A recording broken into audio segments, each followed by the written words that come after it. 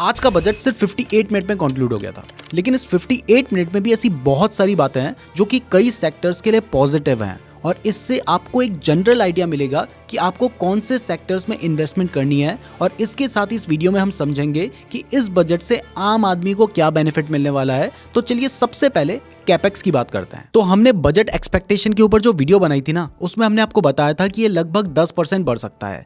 तो ये हमारी एक्सपेक्टेशन के बिल्कुल आसपास रहा है और गवर्नमेंट ने इसको 11% बढ़ाकर 11.1 लाख करोड़ कर दिया है। और आपको बता दूं कि ये इंडिया की हिस्ट्री में आज तक का सबसे बड़ा कैपेक्स है। लेकिन अगर ग्रोथ के हिसाब से देखें तो लास्ट फाइनेंशियल ईयर में जो कैपेक्स बढ़ाया गया था वो लगभग 37% था। यानी इस बजट में जो कैपेक्स ग्रोथ की गई है वो लास्ट फाइनेंशियल ईयर के हिसाब से बहुत कम है। जिनको नहीं पता उन्हें बता दूं कि कैपेक्स की फुल फॉर्म होती है कैपिटल एक्सपेंडिचर। इसमें गवर्नमेंट ऐसे एसेट्स को बनाने पर खर्च करती है जो कि लॉन्ग टर्म में उसको रेवेन्यू जनरेट करके देंगे। अब देखो कैपेक्स बढ़ रहा है तो इसका सीधा सीधा मतलब है कि इससे इंफ्रास्ट्रक्चर और मैन्युफैक्चरिंग सेक्टर को बेनिफिट मिलेगा। और इसमें भी कौन कौन से सेक्टर्स को बेनिफिट मिलने वाला है इसके बारे में भी गवर्नमेंट ने बताया है, तो उसके बारे में भी हम आगे बात करेंगे। अब टैक्सेस के बारे में बात करें तो किसी भी तरीके के डायरेक्ट या इनडायरेक्ट टैक्स में कोई भी चेंज नहीं किया गया है और ये भी एक्सपेक्टेड था। लेकिन गवर्नमेंट ने 1 करोड़ पुराने टैक्स से रिलेटेड जो डिस्प्यूटेड मैटर्स थे उनमें रिलीफ दिया है,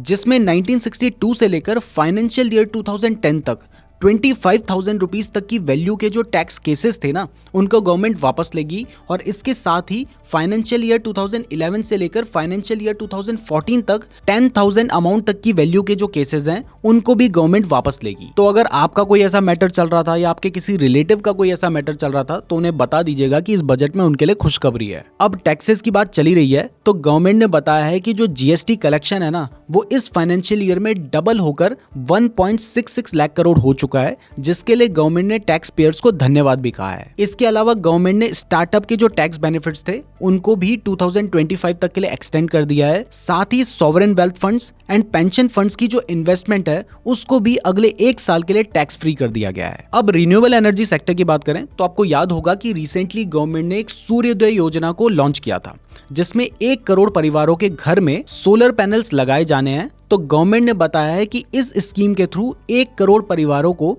300 यूनिट फ्री बिजली मिलेगी मंथली। और इसके साथ ही उनकी जो सेविंग है वो 15 से 18 हजार रुपए तक की होगी। इसके अलावा गवर्नमेंट ने कोई नंबर तो नहीं दिए, लेकिन उन्होंने ये भी बोला है कि वो ईवी मैन्युफैक्चरिंग और जो चार्जिंग इंफ्रास्ट्रक्चर है इसको भी सपोर्ट करेगी, जिससे ईवी इकोसिस्टम को और भी ज्यादा बूस्ट मिलेगा। तो जो company solar panels, electric vehicles या चार्जिंग स्टेशन बनाती है, आप उन कंपनीज के स्टॉक्स को भी अपने पोर्टफोलियो में रख सकते हैं। अब आते हैं इस साल धूम मचाने वाले रेलवे सेक्टर की तरफ। तो इसमें गवर्नमेंट ने 3 मेजर इकोनॉमिक रेलवे कॉरिडोर्स की अनाउंसमेंट की है, जिससे ट्रैफिक कंजेशन और लॉजिस्टिक कॉस्ट को रिड्यूस किया जा सकता है। इसमें एक कॉरिडोर यूज होगा मिनरल, एनर्जी और सीमेंट के लिए, दूसरा कॉरिडोर यूज होगा पोर्ट कनेक्टिविटी को बढ़ाने के लिए और तीसरा कॉरिडोर यूज होगा हाई ट्रैफिक डेंसिटी को कम करने के लिए। ये तीनों कॉरिडोर्स पीएम गति शक्ति योजना के अंडर बनाए जाएंगे। इसके अलावा गवर्नमेंट 40,000 नॉर्मल ट्रेन बोगीज को वंदे भारत स्टैंडर्ड्स के अकॉर्डिंग कन्वर्ट करेगी, ताकि पैसेंजर्स के लिए सेफ्टी और कन्वीनियंस को बढ़ाया जा सके। इसके अलावा गवर्नमेंट मेट्रो रेल्स और जो नमो भारत के प्रोजेक्ट्स हैं इनको और सिटीज में भी एक्सपेंड करेगी।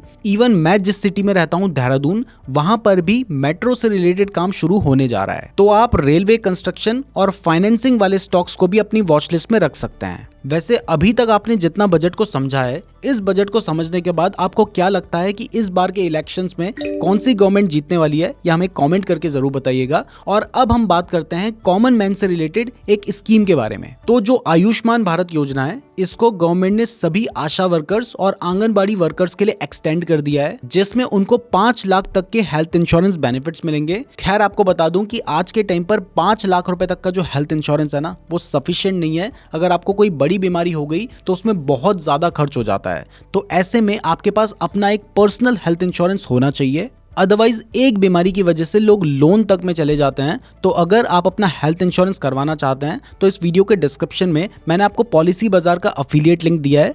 क्लियर कर दूं कि पॉलिसी बाजार के साथ हमारा मटेरियल कनेक्शन है, लेकिन मैं जेन्युइनली मानता हूं कि आपको पॉलिसी बाजार से अपना हेल्थ इंश्योरेंस करवाना चाहिए।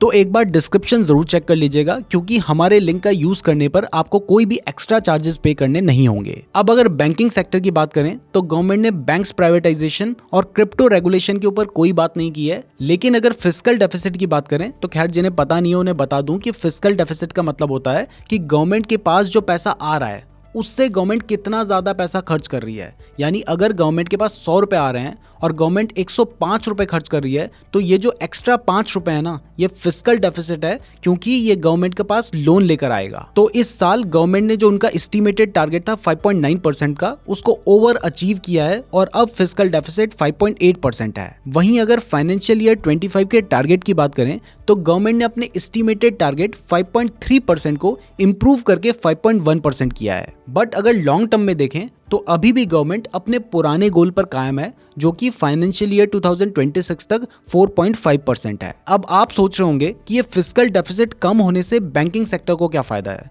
तो देखो, अगर फिस्कल डेफिसिट कम होगा तो गवर्नमेंट को बैंक से कम लोन लेना पड़ेगा, जिससे बैंक्स के पास अच्छी खासी लिक्विडिटी रहेगी पब्लिक को लोन देने की। तो ऐसे में पब्लिक को ज्यादा लोन दिया जा सकता है और इससे भी बैंक्स को बेनिफिट हो सकता है। अब रिसर्च लेड फार्मा और टेक सेक्टर की बात करें तो इसमें अनाउंसमेंट करते हुए गवर्नमेंट ने कहा है कि टैक्स सेवी यूथ के लिए ये एक गोल्डन एरा है और इसमें उन्होंने 1 लाख करोड़ का लोन कॉर्पस अनाउंस किया है, जिसमें 50 साल तक के लिए इंटरेस्ट फ्री या फिर बहुत ही कम इंटरेस्ट पर लोन दिया जाएगा, ताकि इस सेक्टर में रिसर्च एंड डेवलपमेंट को बढ़ाया जा सके। इससे जो छोटी छोटी फर्म्स हैं उनकी फंडिंग को अच्छा खासा बूस्ट मिलेगा और आप भी इनसे जुड़े जो स्टॉक्स हैं उन पर अपनी नजर बनाए रख सकते हैं। अब एग्रीकल्चर सेक्टर की बात करते हैं तो इसमें गवर्नमेंट ने नैनो डैप फर्टिलाइजर्स को अडॉप्ट करने पर जोर दिया है, क्योंकि नैनो डैप कन्वेंशनल डैप से लगभग आधे रेट पर अवेलेबल हैं। तो ये नेचुरल फार्मिंग को प्रमोट करेगा। तो आप नैनो डैप से रिलेटेड जो स्टॉक्स हैं उन पर भी नजर बनाए रख सकते हैं।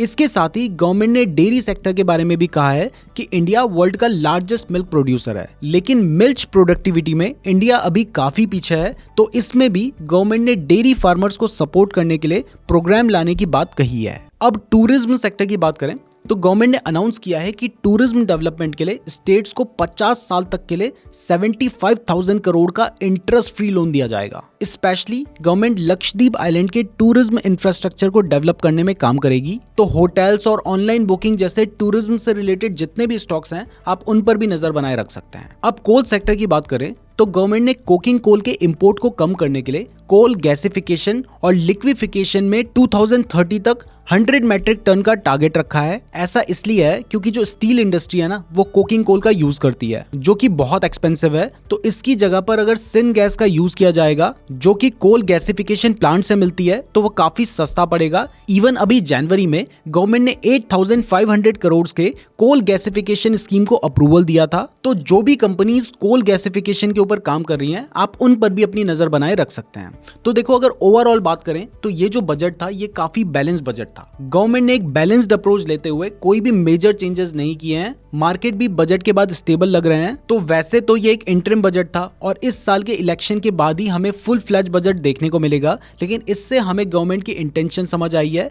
बाकी बजट जो गवर्नमेंट आएगी उस पर डिपेंड करता है। वैसे आपको क्या लगता है कि इस बार के इलेक्शंस के बाद कौन सी पार्टी गवर्नमेंट बना पाएगी, ये हमें कमेंट करके जरूर बताएं। वीडियो पसंद आई है तो लाइक जरूर कीजिएगा और इस तरीके की और वीडियोस देखने के लिए चैनल को जरूर सब्सक्राइब कर दीजिएगा। धन्यवाद।